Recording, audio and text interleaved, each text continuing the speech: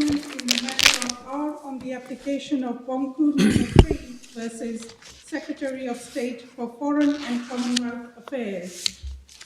The appellant is the chair of the Chagos Refugees Group, representing former residents of the Chagos Archipelago in the British Indian Ocean Territory, which I shall call BIOT.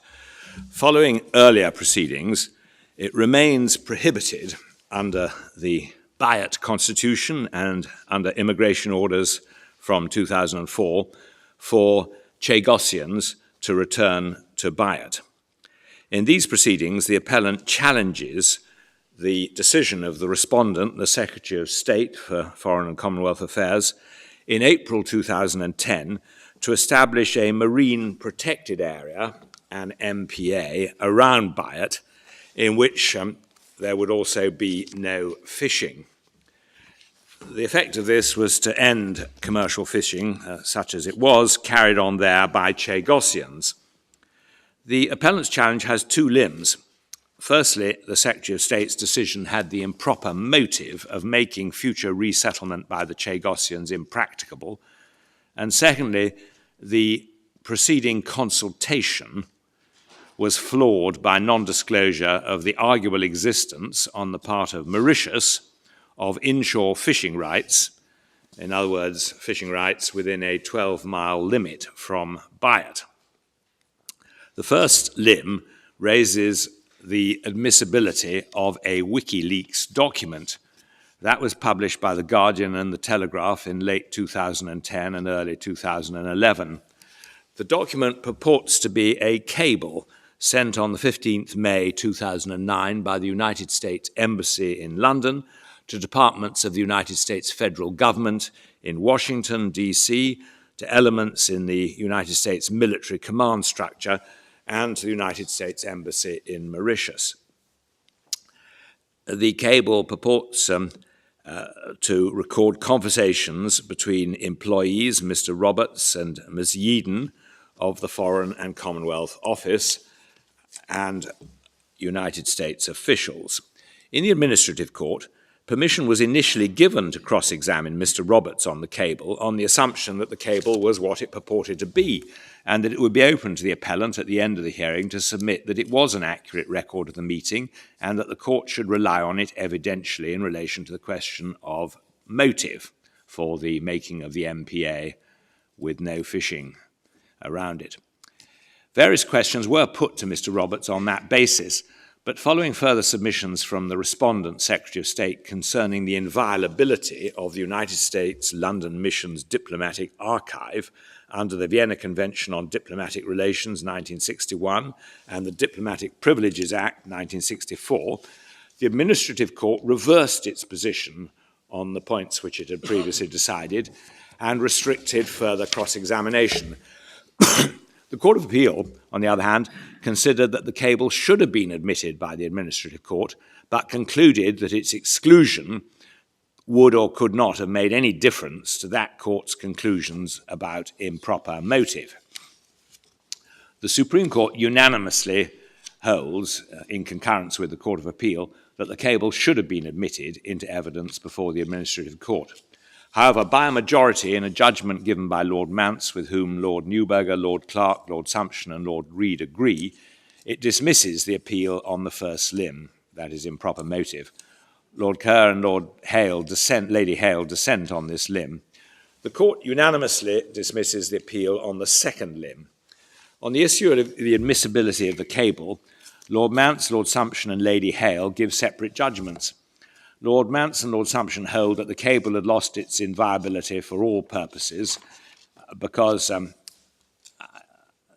although the inviolability of documents under the Vienna Convention on Diplomatic Relations makes it impermissible to use such documents or copies in a domestic court of the host country, that is, absent extraordinary circumstances such as state security or express waiver from the mission state, there are qualifications. Firstly, the document must constitute and remain part of the mission archive.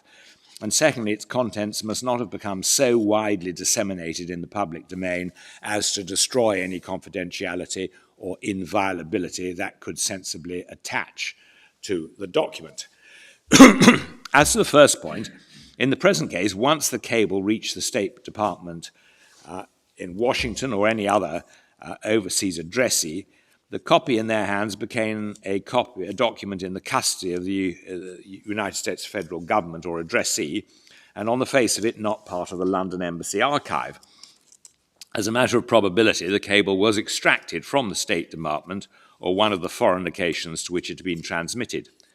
Lord Sumption observes that a document remains part of the archives of a diplomatic mission so long as it is under the control of the mission's personnel as opposed to other agents of the sending state, whether directly or by virtue of the terms on which the mission transmits the document to another governmental entity. Lady Hale notes in this context that control must include restrictions placed by the sending mission on the further transmission and use of the document, such as markings of confidentiality. As to the second reason why a document may lose its inviolability, that is once it comes into the public domain, even in circumstances where the document has been wrongly extracted from the mission. Here the cable has been put into the public domain in circumstances for which the appellant had no responsibility. Lord Sumption notes that the court is not an instrument of the destruction of the confidentiality of such a document when it allows its use in those circumstances. On the issue of improper motive, the majority held that the Court of Appeal was correct to conclude that the administrative court's ruling that the cable was inadmissible had no material effect on the outcome of the proceedings. The appropriate test in a case of improper exclusion of evidence must depend on the context, including how well placed the court is to judge the effect of any unfairness. Here the question is whether the admission of the cable for use in cross-examination and to weigh against other evidence could have made a difference. This is in substance how the Court of Appeal approached the issue. The administrative court had undertaken a full and careful review of the genesis and development of and the decision to announce the MPA and no-take zone, no-fishing zone. Neither further cross-examination on the cable nor the cable itself admitted as evidence would or could have led to any different outcome from that arrived at in the administrative court. That court heard cross-examination of both Mr. Roberts and Miss Yeadon on important passages of the cable. Both gave evidence that was generally and substantially consistent with the cable. It was not clear from the cable that there had been references to resettlement in terms indicating that those references motivated or had a role in motivating the proposal for an MPA, and it seemed very unlikely that a British civil servant would have disclosed an improper motivation of this nature rather than outlining the practical consequences of an MPA, namely that resettlement would be difficult, which is what would have interested the Americans. Further, even if Mr. Roberts and or Ms. Yeadon did have and voice illegitimate motives for the proposal for an MPA, there is no conceivable basis for thinking that this affected the ultimate decision to create the MPA, which was taken personally by the Secretary of State after presentation to him of the proposal on a basis to which no objection was or could be taken. Lord Kerr and Lady Hale dissent on the issue of improper motive and would have remitted the case on this limb. In their view, the Court of Appeal should have recognised that there was a substantial possibility that the administrative court would have taken a different view of the evidence of Mr. Roberts and Miss Yeadon if the cable had been admitted and they had been cross-examined on it. Further, the correct test to be applied by the Court of Appeal is what might have happened if the cable had been admitted in evidence. Excluding the cable meant that it did not rank as independent material and as a significant counterweight to the Foreign and Commonwealth Office witnesses' testimony. Further, there was an equally substantial possibility, in the view of Lord Kerr and Lady Hale, that the Court of Appeal would have concluded that the respondent's decision could be impugned because it was taken on a misapprehension of the true facts and circumstances. As to the second limb of challenge, that is the non-disclosure of the arguable existence on the part of Mauritius of inshore fishing rights, the court considers that permission to appeal should be given, but the appeal dismissed.